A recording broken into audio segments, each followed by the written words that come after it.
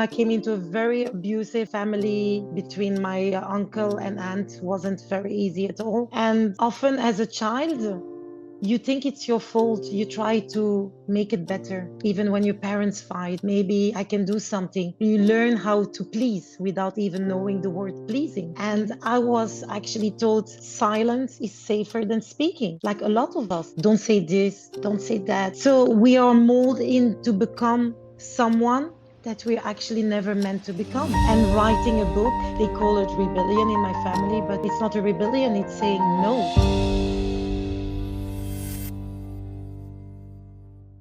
Some experts chase attention, but the smart ones build authority. You're listening to the Authority on Demand podcast, where credibility becomes your competitive advantage. Every week, we're pulling back the curtain on how founders and leaders turn expertise into inbound demand through books that position, media that converse, and strategies that actually move the needle. I'm Danielle Hutchinson, your host and Chief Creative Officer at Authority on Demand. Now, let's turn your authority into leverage. Hello, everybody, and welcome to another episode of the Authors on Mission podcast. So, what if I told you that the voice you've been searching for has been buried under years of silence, that the strength you're looking for was forged in the fire of your deepest wounds? Well, our guest today is Pamela Michaux, author of the Mundell Diaries, a memoir that doesn't just tell a story, it shatters the silence that keeps us small. From surviving family abuse and racism across 2 continents, to becoming the protector for younger siblings needed, to breaking generational cycles as an adult, Pamela's story is transformational, inspiring, and leaves you questioning everything you thought you knew about strength. So get ready for an inspirational story and a masterclass on writing techniques in especially the topics that might be challenging rather than cookie cutter simple. So looking forward to an amazing conversation. Pamela, welcome to the show. Thank you for having me.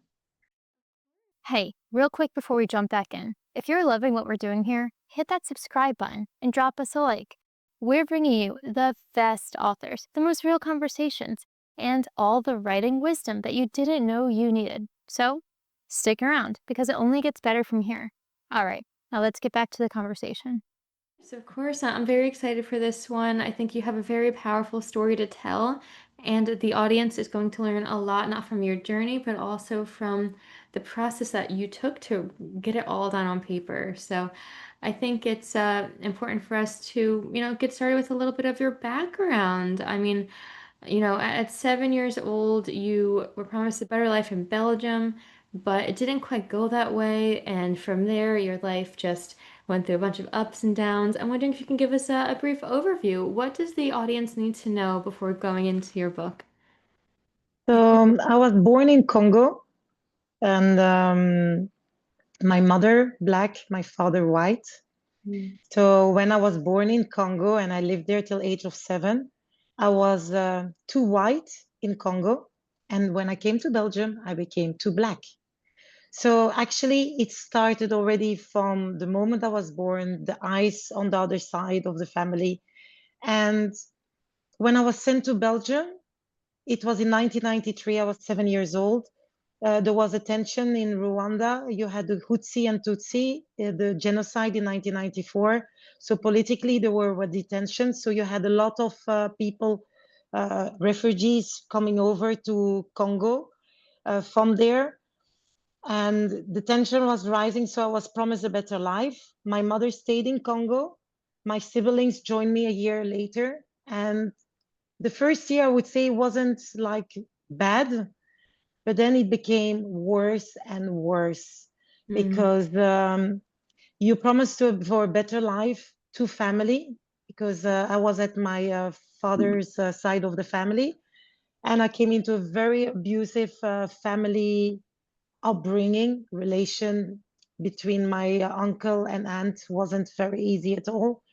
And often as a child, you think it's your fault. You try to make it better. Even when your parents fight, you maybe I can do something.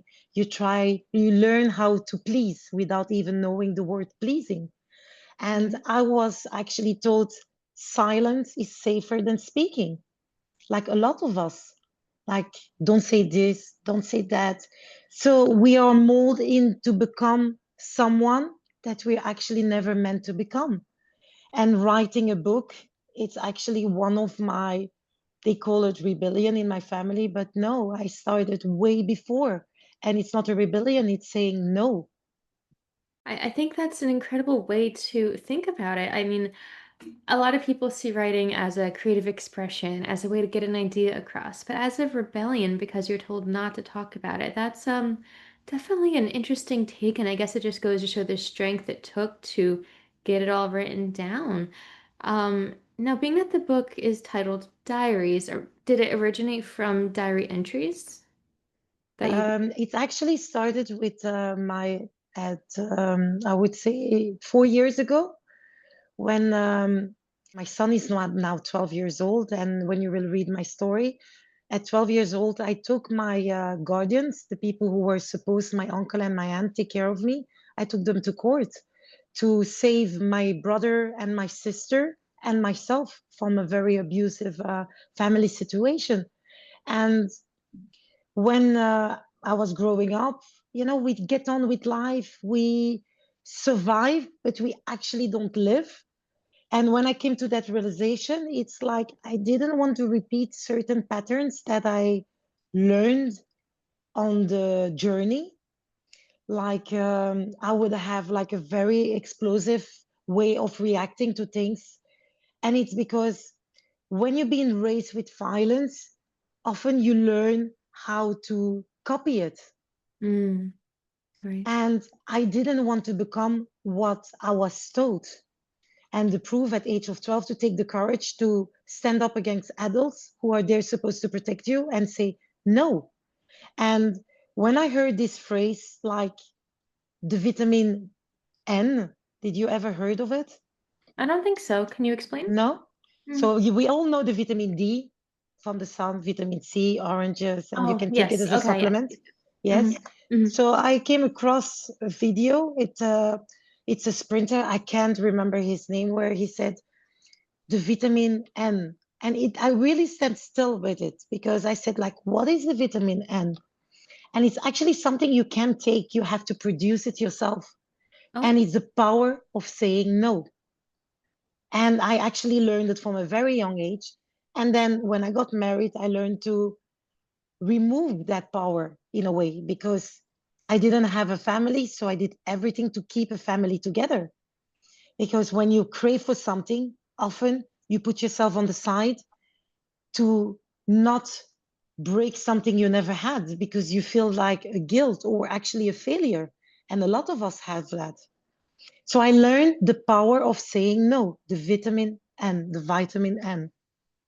of course. And well, first off, I just have to say that what you went through was, it was unjust. But here you are, somebody who found your voice, using it to say no, draw those lines, protect your peace.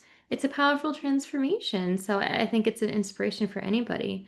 I'm wondering, what advice would you give to somebody who might be going through something similar to you, or somebody who's struggling to say no for the first time? Well, your podcast, it's Authors on Mission. Mm-hmm. So I learned to write from a trauma therapist, because I've been to see psychologists, and they all often, I mean, nothing against medication, but it's a quick way. And writing down, it's a way of to express, like you have musician, they express with your music. Writing down, you put down what you don't dare to say with a loud voice.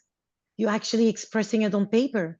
So it was one of the biggest part of my healing journey that I can say now. And a part of rebellion of like saying, no, I can't keep this for myself, because I know other people, other women, and also men, because men are often not allowed to express like their feeling, because they've been calling more weak than women. We have to say it, like, brothers don't react like a girl. I mean, it's not correct. And being a writer, you can express your feelings without feeling vulnerable, or saying like, what will people say? Even if you put it under a pseudo, like a a name if you don't dare from the beginning. But the more we speak out, the more we write, we create a community where others will also allow to say, I can do it.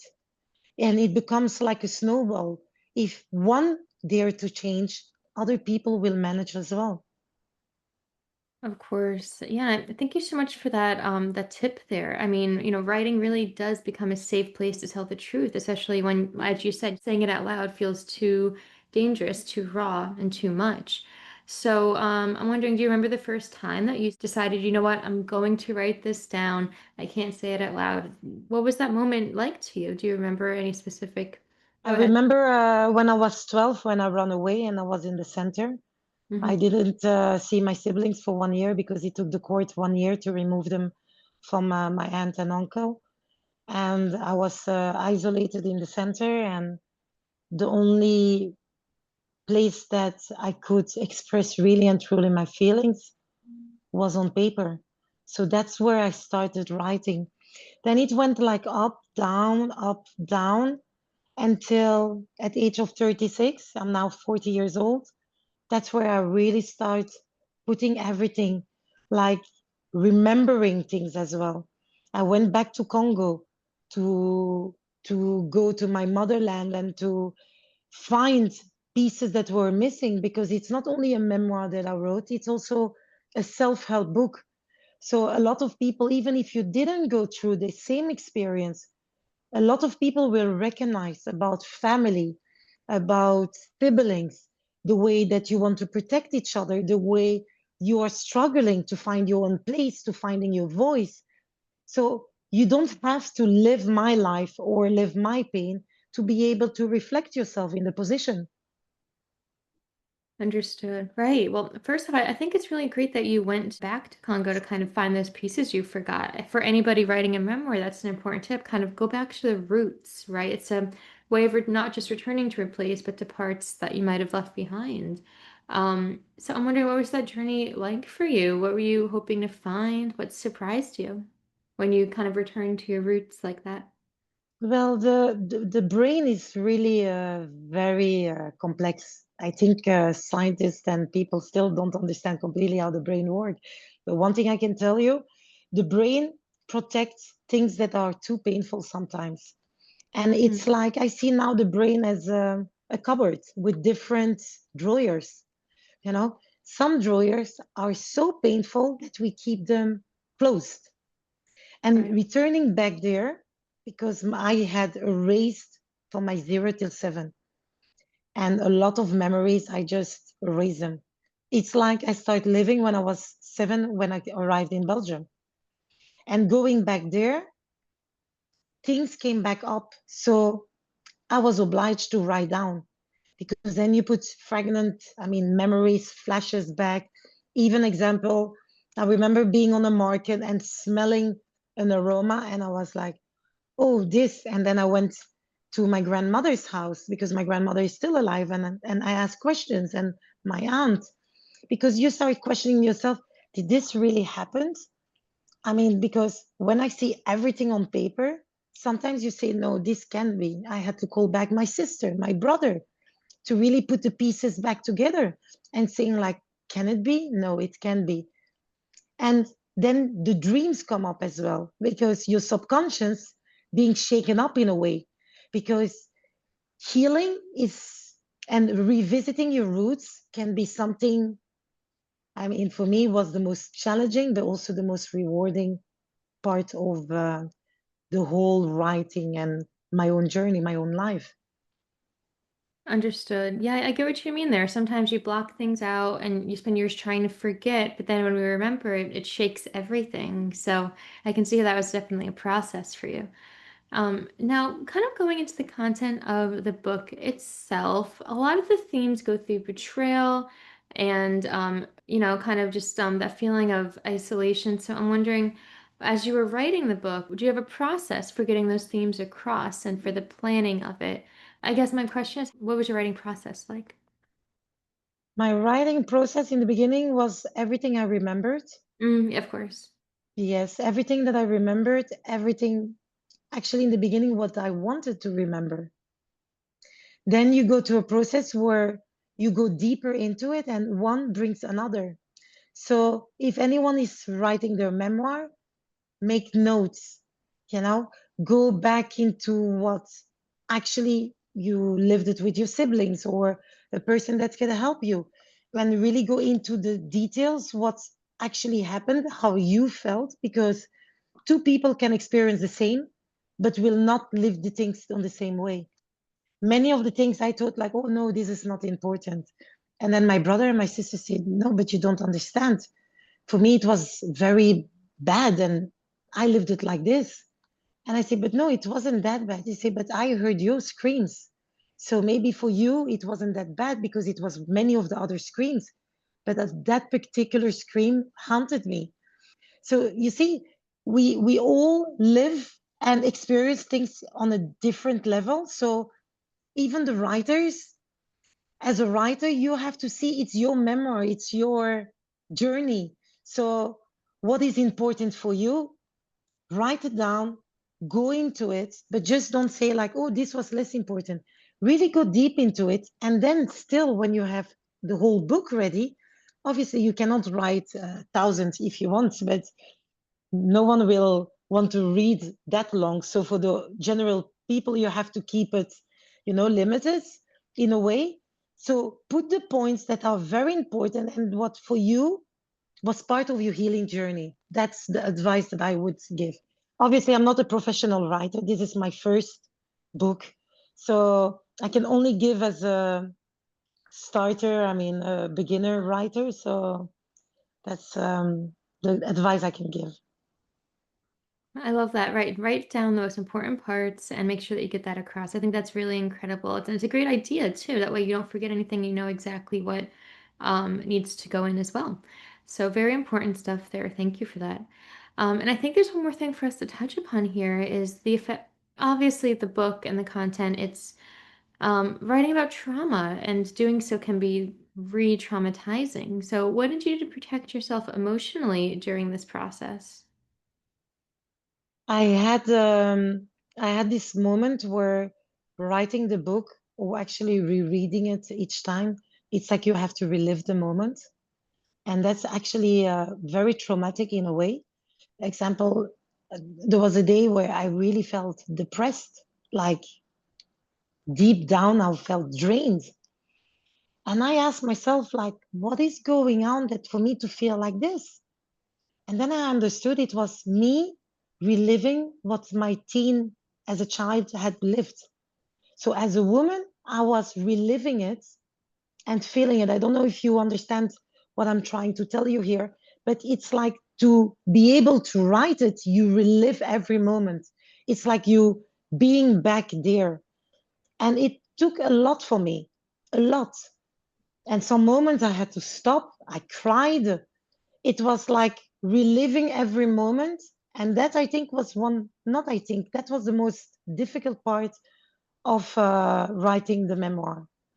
Because the brain sometimes doesn't know the difference between what you're living now and what you lived before. And that's why I always had to recenter myself and say, you are not that child anymore. You're the grown up now. You're writing about it. So I had to dissociate myself from writing it and actually reliving it again. Of course. No, I get that. And thank you so much for sharing that. I think a lot of authors today who are writing about the same kind of topics can definitely benefit from that because, we're all struggling and a lot of people do write about these traumatizing events, and it's important to protect ourselves through that. So thank you. Um, so to everybody listening today, this book is actually currently being re-released in September. I wonder if you'd like to speak a little bit more on that. Why was it taken down? Why is it being re-released? I know it's around a special event with your mother. Is that right? Yeah, that's correct. So I published it in 2024, November. And due to betrayal of my friend, a close friend, I had hired a ghostwriter to help me. And we were working hand in hand. And the ghostwriter and my very close friend for 18 years went behind my back and modified the book. So actually modified the voice of the book. Oh, Yes. And when I realized that about 30 times, and when I realized that, I removed the book from sale. And for me, it was a massive betrayal because the book was supposed to be published on the day of my mother's 60th birthday. Now it will be for her 61st birthday. And it took a step back, and I paid the ghostwriter. So whoever wants to hire a ghostwriter, have a feedback. I mean, check, make NDA, non-disclosure agreement. I had that as well. But you lose so much time and energy because, especially a memoir, it's like, it felt almost like more than a betrayal. It's like someone coming into your house or, yes, touching parts of you that you don't want. You know, I would, yes, I don't want to use the strong word, but I had physical abuse, sexual abuse. I had different kind of abuse. It felt almost the same. Like the betrayal was so big for me because this is a memoir in the honor, not only for my story, but for my mother. And yes, it took a step back. It took me 1 year to release it again. Right. I get that. And I'm really sorry to hear that that happened. It's terrible when people, betray you like that, especially with something so important as a book. But it's an important lesson for the audience to learn. You're finding the right ghostwriter or somebody who you can trust and also understands your mission and understands your voice. Ghostwriting can be an amazing thing. As a ghostwriter myself, I love helping people get their words on pages, but I understand you have to find the right match, somebody you can trust. So I get Yeah, that. so now I redo it myself, and then I hired someone to proofread it. So actually, it's something bad happens, and now it's actually positive. So yeah. So I Understood. use the negative into create something positive. Understood. Right. You got to turn it, spin it around, make it positive, have a good outlook. Exactly. Yes.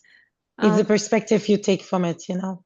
of So course. it forced me actually to hold less my voice and just put it out there.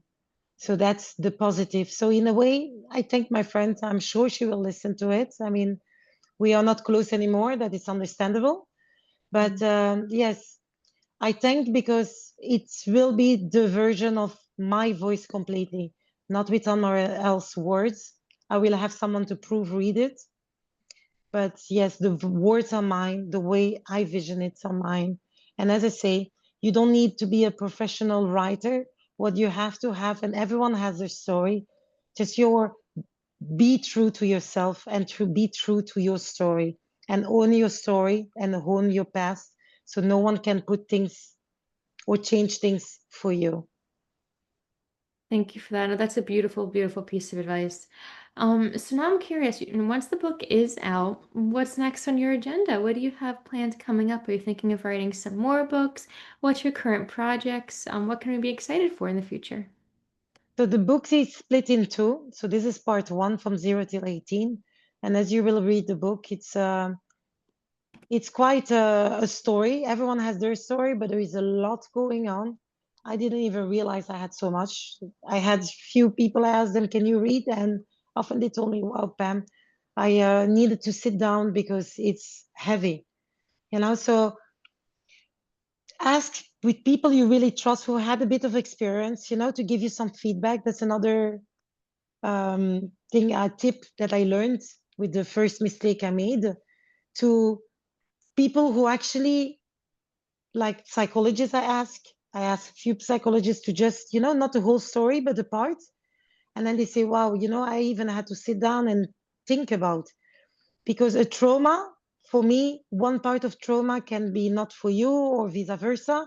So I split the book in two parts because then I got married and that's part two. Okay. So there will be a second book, but I will take 2 years to write that. That's for sure. And I want to do more podcasts, make people understand that no, they are not the only one going through things. What is taboo, to stop making taboo and protecting who don't need actually protection. You are the one who needs protection. And no, stop normalizing abuse or mistreat, that it's physical, emotional abuse, whatever abuse you're going through. There are many others going through that, and you're not alone. And don't protect people that are actually pushing you through that or making you feel like crazy or that there is no way out. There is always a way out, but you have to be open to it and reach out. Start by writing for yourself. Express what you're feeling. Stop making blockages, because that's the first step. And when there is a first step, there will be a second step and a third and so on. So find the courage in you, find the power in you, because you have it. Deep down, you have it in you. That is so beautiful. Thank you so much for sharing that, because I feel the passion in your voice, and it means a lot to know that you're behind everybody. You're here to give them an inspiration and to tell them you don't have to stay where you are. You can keep pushing. You can make changes just like you have in your life. And I'm very happy to know that there is a second book coming out. We have to wait a little bit for it, but that's great to know that the story does continue. So if people want to stay up to date for when that second book comes out or when this book is re-released, what's the best way to get in contact with you? Mundell Diaries is my Instagram. And yes, I mean, you're going to post as well, so I will share your content as well. So I think it's about, you can reach me on Mundell Diaries on Instagram. And yes, I'm going to focus now to be more out there. So hopefully we will meet in some seminars and other podcasts or interviews. But yes, I am there to speak for the people who've been silenced, because I was taught that silence is safer than speaking. Enough of that. And together, when I made a change for me, now I'm able to help others, to show them there is a way out. And I keep repeating it, and I will keep repeating it. Find a support system, because together, even the wounded one are willing to listen to you, and together you can help each other up. So that's my message to anyone who's listening to your podcast. I love that. Thank you so much for sharing that. I think it's so important for everyone to, well, first get in touch. We're going to put the links in the description box for our podcast today so everybody can go ahead and click on over. But I think it's really powerful. And guys, if you want some inspiration, just like Pamela is sharing with us today, follow those links and you can get that always. As we begin to wrap up today, Pamela, I'm wondering if you have any last bits of advice for everybody in the audience today. What do you wish that you knew as a writer when you first got started that the audience today might benefit from? Choose the people you want to work with. Um, Yes, I mean, if you need help writing it, I speak French, I speak Dutch. So English is not my first language, even though you can hear sometimes the accent, but find, write in your language, because writing in your language is easier to express your emotions as well. That's also a very powerful tip, because when you have to translate, sometimes the translation is not as powerful when you write it in another language, especially when you're multi-bilingual or you speak three languages. So write first, structure that, then you can translate. But don't try to write in one language like the English, like I did in the beginning, and then you start. So write in the language that you feel most comfortable with, do that, then have it structured, get help from professional people. I mean, like you help authors actually to get in touch with each other. You have a podcast. You can be, I mean, I wish I had known you before. I would have asked you many advice. So I wouldn't have wasted so much time and money. And in the end, surround with people that are professional if you can do it. But your story matters. So put it out there. Don't be afraid. You know, the only person you have to be afraid of is you, to fail you. So own your history, own your past, and write and put it out there. I love that. That's just so beautiful. Thank you. And you're absolutely right. Choose the people you want to work with, get yourself out there and tell your story.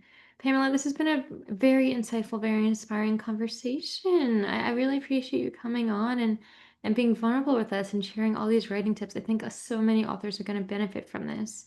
Um, so thank you so much for coming on. It's been a pleasure. Thank you very much for having me. Of course. And for everybody listening, if Pamela's story has awakened something in you, if you're ready to explore your own healing journey, to break your own cycles, or just connect with somebody who understands what it means to rise from the ashes, you can find Pamela on Instagram. We're going to put the links in the description box of this podcast today. And remember that Mundell Diaries will be available in September. Someone can honor her mother's birthday. And to everybody else, the community listening today, this is what we're here for. These conversations are here to inspire and transform. So until next time, keep writing your mission, keep living your truth, and keep believing in the power of your own transformation. Have a great day, everybody.